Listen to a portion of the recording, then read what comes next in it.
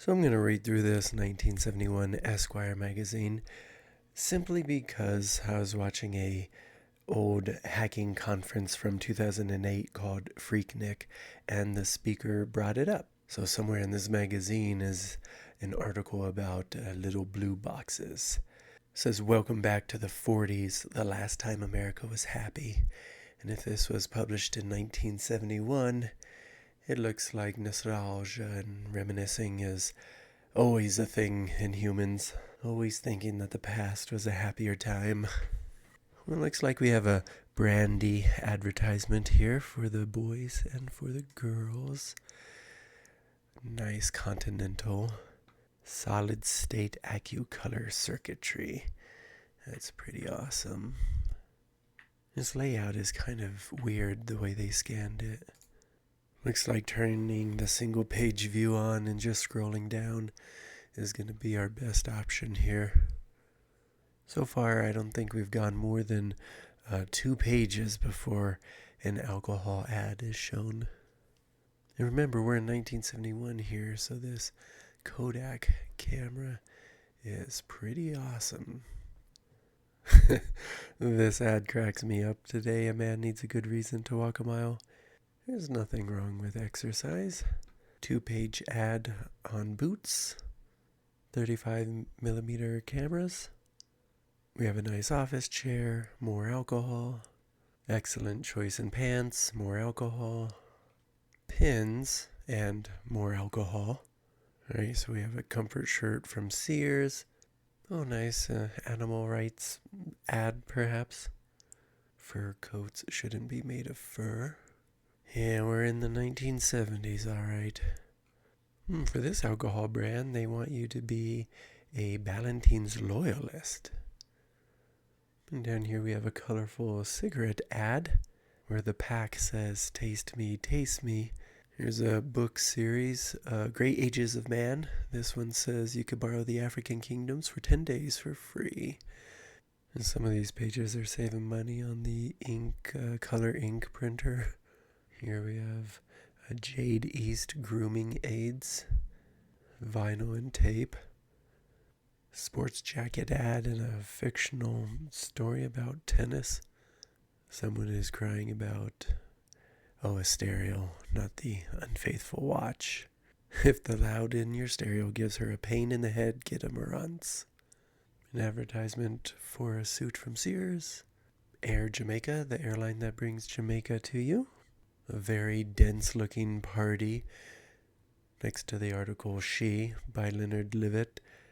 The awesome power of Gloria Steinem. So that article goes on to the next page as well. Superwoman comic. Whoever uploaded this magazine, it is difficult to know when we're looking at 2 pages or 1, because how is that such a perfect picture right there in the middle? Looks like we're on page 49 and we have 120 total. So I'll try to speed it up here. I don't know if those pictures are too much for YouTube. I'm not monetized though, so they can definitely take it down. Here's the number 1 article I came here for though. It's called The Secrets of the Little Blue Box. So the intro of the article talks about this guy, Gilbertson, who claims the blue box does nothing less than place the entire telephone system of the world, satellites, cables, and all, at the service of the blue box operator free of charge. So that's a pretty bombastic way of describing what this does. This section is really interesting. About 11 o'clock 2 nights later, Fraser Lucy has a blue box in the palm of his left hand and a phone in the palm of his right. He is standing inside a telephone booth next to an isolated, shut-down motel off Highway 1. I am standing outside the phone booth. Fraser likes to show off his blue box for people, until a few weeks ago when Pacific Telephone made a few arrests in his city. Fraser Lucy liked to bring his blue box to parties. It never failed a few cheeps from his device, and Fraser became the center of attention at the very hippest of gatherings, playing phone tricks and doing request numbers for hours. Alright, so down here is more technical information. He presses the lower left hand corner button, which is marked KP on the face of the box. That's key pulse. It tells the tandem we're ready to give it instructions. First, I'll punch out KP182 start, which will slide us into the overseas sender in White Plains. I hear a neat clunk cheep. I think we'll head over to England by satellite. Cable is actually faster and the connection is somewhat better, but I like going by satellite. So I just punch out KP044. The 0 is supposed to guarantee a satellite connection, and 44 is the country code for England. And down here, there is an underground telephone network in this country. They identified themselves as phone phreaks. They demonstrated their homemade blue boxes, which they called MFers for multi-frequency, among other things. And then the article gets really interesting. So this section, why Captain Crunch hardly ever taps phones anymore, the MF Boogie Blues, and I believe this is the last section. Never mind, it goes on and on. But my point is a warning is delivered. At this point, 1 o'clock in my time zone, a loud knock on my motel room door interrupts our conversation. Outside the door, I find a uniformed security guard who informs me that there has been an emergency phone call for me while I have been on the line and that the front desk has sent him up to let me know. 2 seconds after I say goodbye to Joe and hang up, the phone rings. "Who are you talking to?" the agitated voice demands. The voice belongs to Captain Crunch. "I called because I decided to warn you of something. I decided to warn you to be careful. I don't want this information you get to the radical underground. I don't want it to get into the wrong hands. What would you say if I told you it's possible for 3 phone phreaks to saturate the phone system of the nation? Saturate it. Busy it out. All of it. I know how to do this. I'm not going to tell." In this section, a phone phreak cell takes care of business. They talk about it like a terrorist cell. So to continue the article, I had to skip to page 222.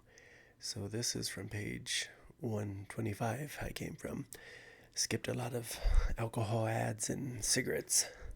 I wonder if that tells you something about society. What is the number one most advertised thing at any given moment? Should that thing potentially be very untrustworthy? Well, speaking of being untrustworthy, in this article, they have a section called "You Can Tap the FBI's Crime Control Computer in the Comfort of Your Own Home." Perhaps. Now, it doesn't look like they tell you in this article exactly how. They specifically talk about multi-frequencing in. He believes it would not be impossible to creep into the FBI's crime control computer through a local police computer terminal and freak around with the FBI's memory banks. Like Alexander Graham Bell, a pseudonym of a disgruntled-looking East Coast engineer who claims to have invented the black box and now sells black and blue boxes to gamblers and radical heavies. What's a radical heavy? Okay, so let's get out of the depths of this. And we'll get back to our advertisement scrolling with a little bit of journalism woven in. I do not know how effective this ad for Lee is. But yeah, it looks like Lee can change your image all right. Scroll past this garden of cigarettes. Oh, and that's it. That's the end of what archive.org has.